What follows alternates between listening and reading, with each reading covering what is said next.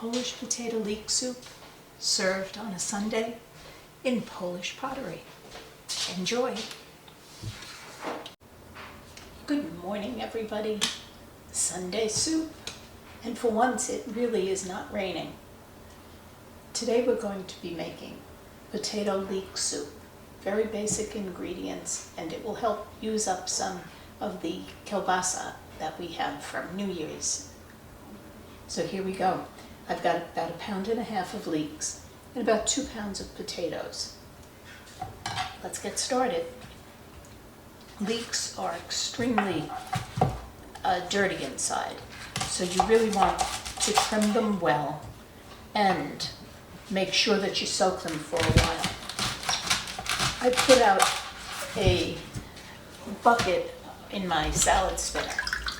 I filled it with water, and I'm going to slice the leeks, saving about 3 inches of the green. I'm going to slice them lengthwise and then cut them into pieces so that you can get all of the sandy soil from in between all these layers. Leeks have a very high fragrance, and they also have a wonderful sweet taste when they're prepared properly. Really one of my favorite things to put into soup, especially in the winter, and especially combined with potatoes. Now, you could call this a vichyssoise, you could call it potato soup, potato onion soup, and you can use onions if you don't find leeks, but leeks really are the preferable vegetable for this. I'm going to soak them for a couple of hours, changing the water 3 or 4 times during that soaking period.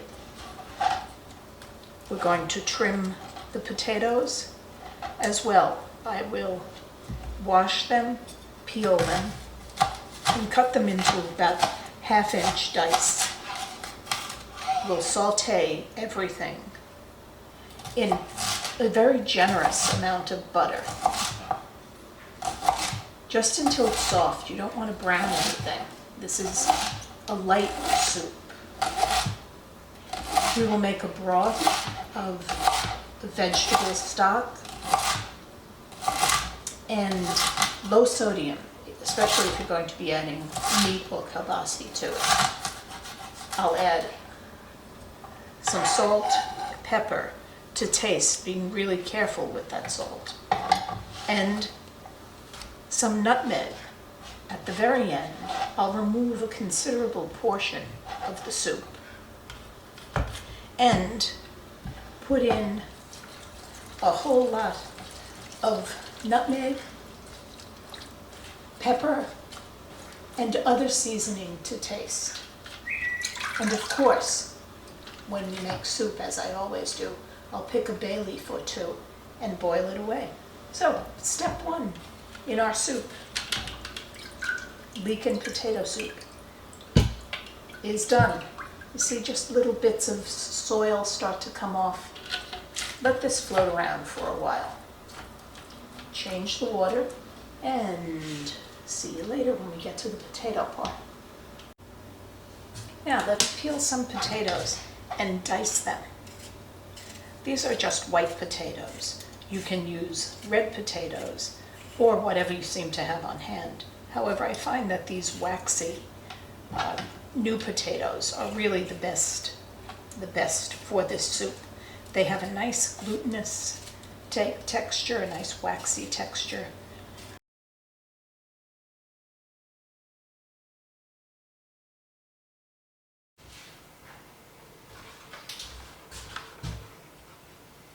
I prefer to make it creamy and thick this way, and then I'm going to stir in a bit to use my immersion blender, just to make it a little bit more emulsified.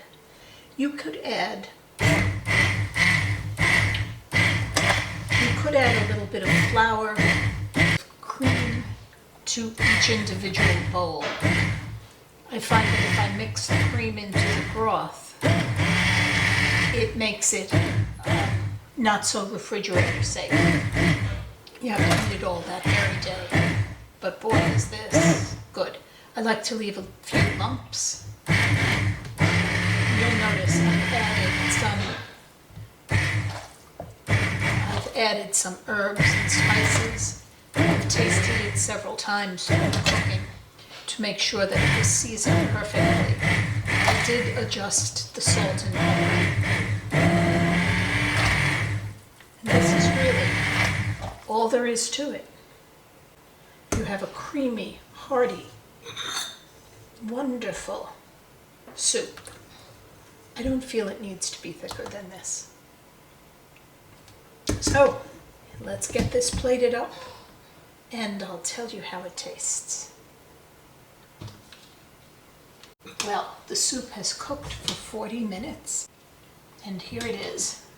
Because this is a Polish soup, I'm going to be using my beautiful Polish dishes. And see, there are some bits of potato, some bits of leek. It's really a soupy soup and not deeply creamy. I'm going to just eat it as is. No bread, no extra seasonings, no cream. Ken is going to put a bit of leftover fish in, and it really does make a nice base for a fish stock. So, here it is.